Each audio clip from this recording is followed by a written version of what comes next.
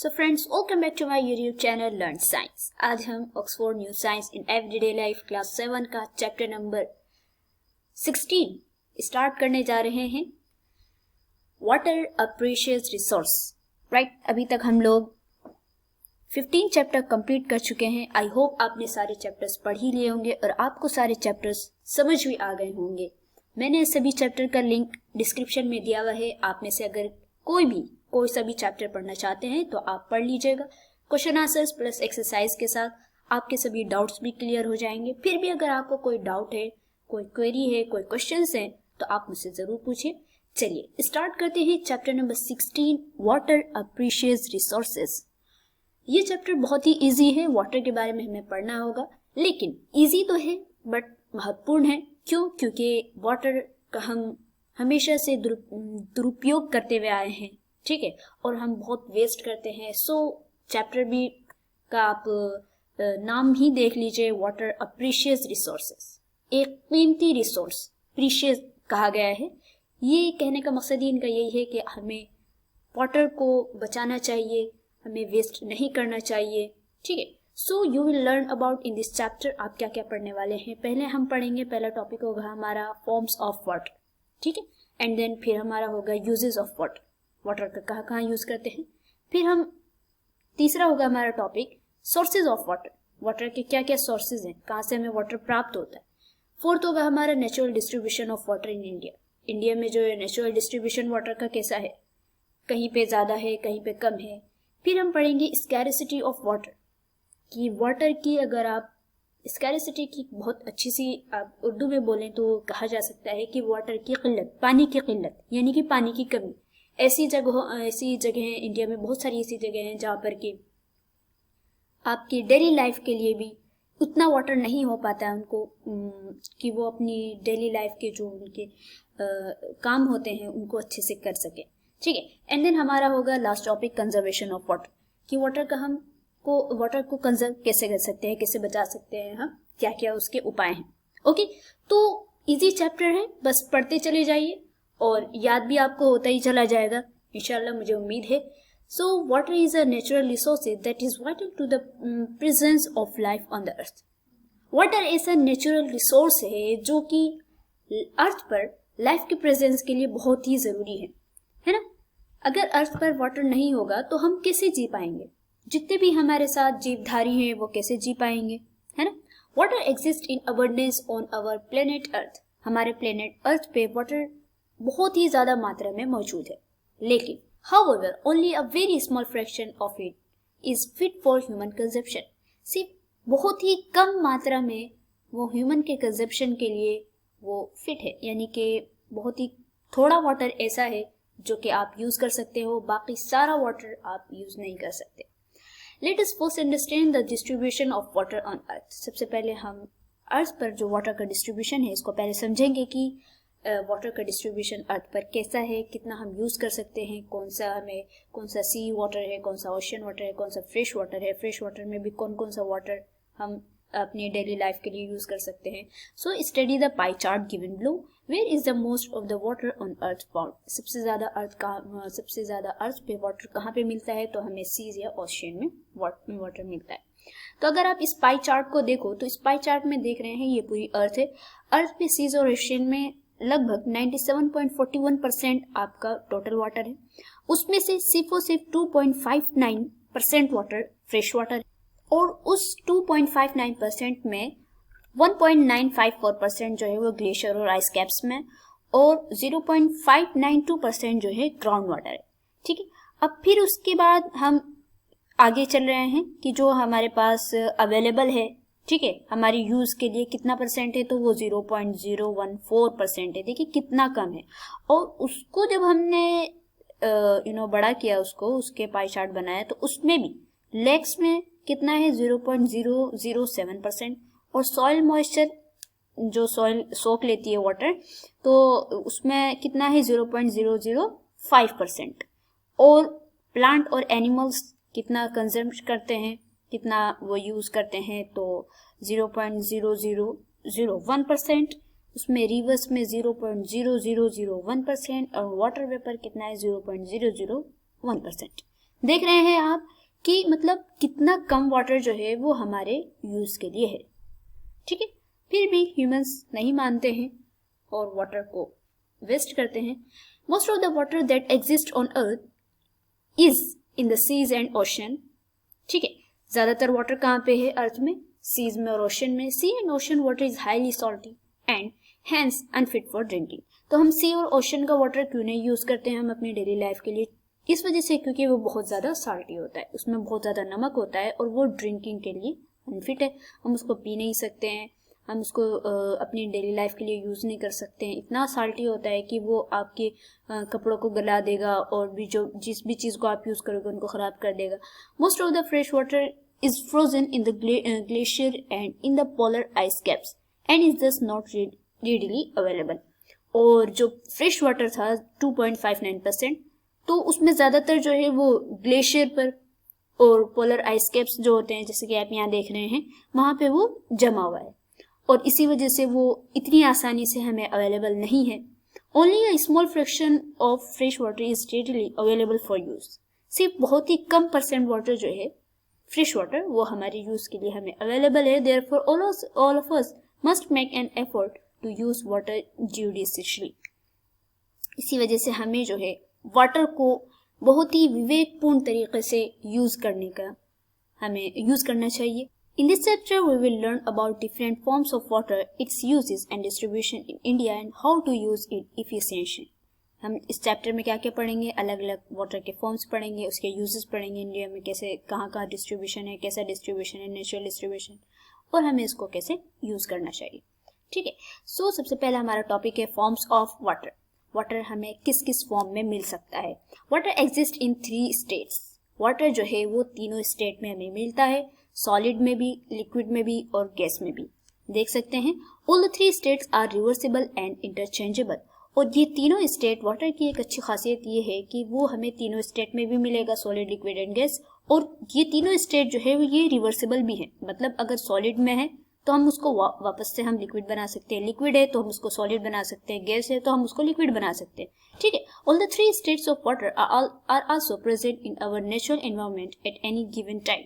और ये तीनों स्टेट जो वाटर के स्टेट हमें हम जो वाटर एग्जिस्ट करता है जिसमें, तो वो हमारे नेचुरल एनवायरनमेंट में भी एक गिवन टाइम में, यानी कि एक ऐसा नहीं एनी टाइम वो हमें अवेलेबल होंगे, अलग अलग फॉर्म में हमें हमारे नेचुरल एनवायरनमेंट में भी हमें मिलते रहते हैं। जैसे कि अगर आप सॉलिड की बात करें तो सॉलिड जो है, जैसे वाटर सॉलिड में सॉलिड स्टेट में कैसे अवेलेबल है, कैसे एग्जिस्ट करता है, तो वो ग्लेशियर में, जो ग्लेशियर है वो एकदम बर्फ से बने हुए हैं तो वो सॉलिड है। Icebergs, snow, hail, frost and ice crystal in the clouds are solid form of water. ये सभी जो है वाटर के सॉलिड फॉर्म के एग्जाम्पल्स है। लिक्विड में हमें कैसे मिलता है? तो रेन, बारिश हो गई, ड्यू, शबनम हो गई, and clouds are water droplets और liquid forms of water also covers 3/4 of the surface of the earth in the form of lakes, rivers and ocean.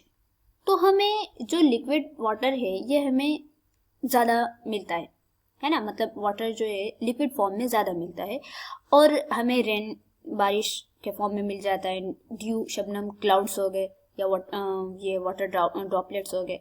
और इसके अलावा जो लिक्विड फॉर्म है वाटर की, उसने अर्थ के 3/4 हिस्से को कवर किया हुआ है। किस किस के फॉर्म में? लेक्स के फॉर्म में, रिवर्स के फॉर्म में एंड ओशंस के फॉर्म में। गैसेस फॉर्म में कैसे मिलता है? तो वाटर वेपर हो गया, फॉग हो गया, steam and clouds are gaseous form of water, ठीक है। Water exist in all the 3 states because water can change its state very easily in a range of temperature. हमें वाटर जो है वो 3 स्टेट में मिल जाता है क्योंकि वाटर जो है एक सर्टेन टेम्परेचर पे वो आसानी से अपनी स्टेट को चेंज कर सकते हैं। फॉर एग्जाम्पल, अगर आप 0 डिग्री सेल्सियस पे रखो वाटर को तो वाटर आपका आइस बन जाएगा। वहीं अगर आप 100 डिग्री सेल्सियस पे रखो तो वाटर आपकी वाटर वेपर बन जाएगा, भाप बन जाएगी। This change also takes place on its own in our environment forming a cycle which we know as water cycle. और यही वजह है कि ये जो चेंज होता रहता है वाटर, तो इससे एक हमारे इन्वायरमेंट में एक साइकिल बन जाती है, एक चक्र बन जाता है जिसे हम वाटर साइकिल बोलते हैं, ठीक है। तो यहाँ पे देख सकते हैं water freezes to ice at 0 degree Celsius. 0 degree Celsius पे वाटर फ्रीज हो गया and then water remains liquid between 0 degree Celsius and 100 degree Celsius. Water आपका 0 डिग्री सेल्सियस और 100 डिग्री सेल्सियस के बीच में लिक्विड रहेगा, लिक्विड फॉर्म में रहेगा। और जैसे ही वो 100 डिग्री सेल्सियस पे आएगा तो वो वाटर जो है वो भाप बनना स्टार्ट हो जाएगा। ओके, आगे चलते हैं। आप यहाँ पे देख सकते हैं ये सॉलिड फॉर्म है हेल की, फ्रोस्ट की, है ना, और ये लिक्विड फॉर्म हो गई ड्यू और क्लाउड्स, एंड ये आपकी गैसियस फॉर्म हो गई फॉग एंड स्टीम। तो आप देख सकते हैं कि मतलब वाटर जो है वो हमें तीनों स्टेट में मिल रहा है। वाटर साइकिल बचपन से आप पढ़ते हुए ही आ रहे होंगे। वाटर साइकिल में क्या होता है, ठीक है। तो the continuous circulation of water in nature is called the water cycle. जो वाटर का कंटिन्यूअस सर्कुलेशन चलता रहता है नेचर में, तो हम इसे कहते हैं water cycle. It is also called the hydrological cycle. इसको हम हाइड्रोलॉजिकल साइकिल भी कहते हैं। अच्छा, हमने छोटी क्लासेस में कैसे वाटर साइकिल पढ़ा था, तो हमने पढ़ा था कि जो सन होता है वो वाटर को जो लेक्स में और रिवर्स में, ओशंस में जो वाटर होते हैं उनको हीट करता है, एंड देन वो हीट होकर के एवोपरेट होते हैं, एवोपरेट होकर के वो बादल बन जाते हैं। फिर वो दोबारा से वो बादल जब उनकी हैवी ड्रॉपलेट हो जाती है, जब वो बहुत ज़्यादा भारी हो जाते हैं, तो वापस से बारिश करते हैं, एंड देन फिर वही वाटर जो है लेक्स में जाता है, फिर वापस से ये वाटर साइकिल चलती रहती है।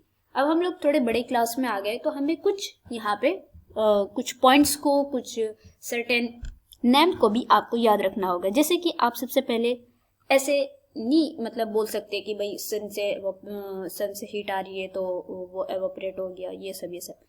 अब हम यहाँ पे एक प्रोफेशनल लेवल पे इसको पढ़ेंगे। जैसे कि सबसे पहले अगर आप सन की यहाँ पे देखें इस वाटर साइकिल में, तो सन है, सन अपनी पूरी गर्मी फेंक रहा है, एंड देन उससे क्या हो रहा है कि एवोपरेशन हो रहा है। एवोपरेशन किसे बोलते हैं? Water from oceans, lakes and river evaporates under the heat of the sun, है ना, कि ओशन में, लेक्स में और रिवर्स में जो भी वाटर है वो सन की हीट के अंदर एवोपरेट हो रहे हैं, ठीक है। एंड देन फिर क्या हो रहा है? कंडेंसेशन हो रहा है। सबसे पहले क्या हुआ था? एवोपरेशन हुआ था, फिर क्या हुआ? कंडेंसेशन। कंडेंसेशन किसे कहते हैं? आपने पढ़ा ही होगा। कंडेंसेशन कहते हैं कंडेंस हो जाना, घना हो जाना, एक जगह कहीं पे जाके मिल जाना। Water vapour condense into millions of tiny droplets that forms cloud in the sky। क्या होता है जब एवोपरेशन हो गया, तो एवोपरेशन होने के बाद कंडेंसेशन होता है कि जो वाटर वेपर होते हैं जो भाप के फॉर्म में ऊपर गए हैं, तो वो जो स्काई में आसमान में छोटे छोटे बहुत सारे टीनी ड्रॉपलेट्स बना देते हैं, ठीक है, और उससे क्या बन जाता है? क्लाउड्स बन जाते हैं। जब वो क्लाउड्स बन गए तो फिर क्या होता है? प्रेसिपिटेशन होता है। अब ये प्रेसिपिटेशन क्या है?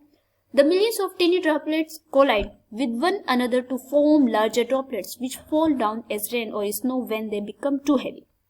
जो वो बहुत सारे millions of tiny droplets थे वाटर के, तो वो आपस में कोलाइड करते हैं और वो कोलाइड करके एक बहुत बड़ा ड्रॉपलेट बनाते हैं, और जब वो बहुत ज़्यादा हैवी हो जाता है, तो वो वापस से रेन के फॉर्म में नीचे आ जाता है। कहाँ? अर्थ पे आ जाता है। जब वो अर्थ पे आता है तो उस किस पे पड़ेगा?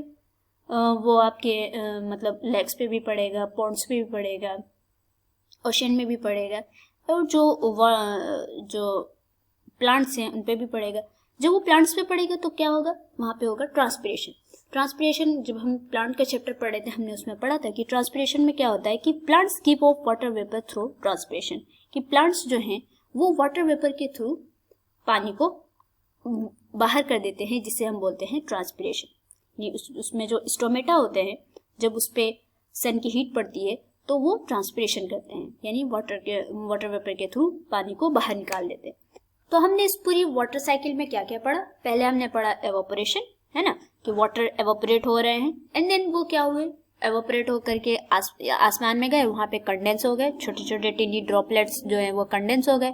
फिर जब वो कंडेंसेशन हो गया उसमें, तो फिर प्रेसिपिटेशन हुआ कि वो जो टिनी ड्रॉपलेट्स थे वो छोटे छोटे वो एक कोलाइड करके एक बड़ा ड्रॉपलेट बन गए। जब वो बड़ा बन गया और हैवी हो गया, तो वो रेन के फॉर्म में या स्नो के फॉर्म में जो है वापस से अर्थ पे आया तो प्लांट्स पे पड़ा। प्लांट्स पे जब पड़े तो प्लांट्स ने जो है ट्रांसपिरेशन के थ्रू उसको वापस से उसको बाहर निकाल लिया। ओके, चलिए फैक्ट फाइल पढ़ते हैं। Each day the sun evaporates 1 trillion tons of water.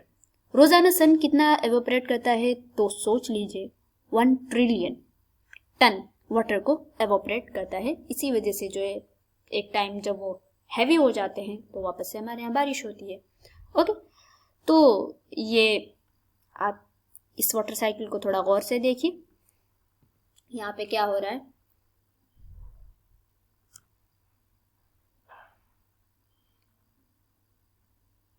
कि देखिए सन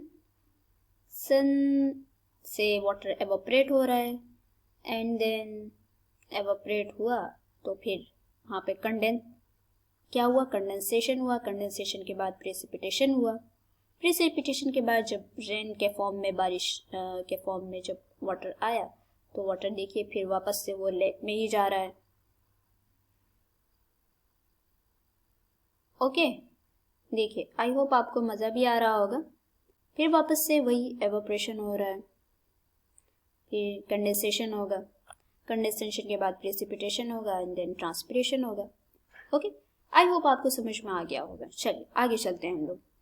यहाँ पे भी आप देखिए एक वाटर साइकिल ही है, इसमें भी आप गौर से देख सकते हैं। तो यहाँ पे सन से एवोपरेशन हो रहा है, देख रहे हैं आप। एवोपरेशन हो करके कंडेंसेशन हुआ, कंडेंसेशन के बाद प्रेसिपिटेशन हुआ एंड देन ट्रांसपिरेशन हो रहा है। ठीक है, और ये जो ग्राउंड वाटर है, एक्वीफर है, ये सब हम अगली क्लास में ही पढ़ेंगे। तो मिलते हैं अगली वीडियो में। आज का यहीं तक, मिलते हैं अगली वीडियो में। अगर आप हमारे चैनल पर न्यू हो तो हमारे चैनल को सब्सक्राइब कीजिए, वीडियो को लाइक कीजिए और अपने दोस्तों के साथ जो 7th क्लास में ज़रूर शेयर कीजिए। अस्सलाम वालेकुम।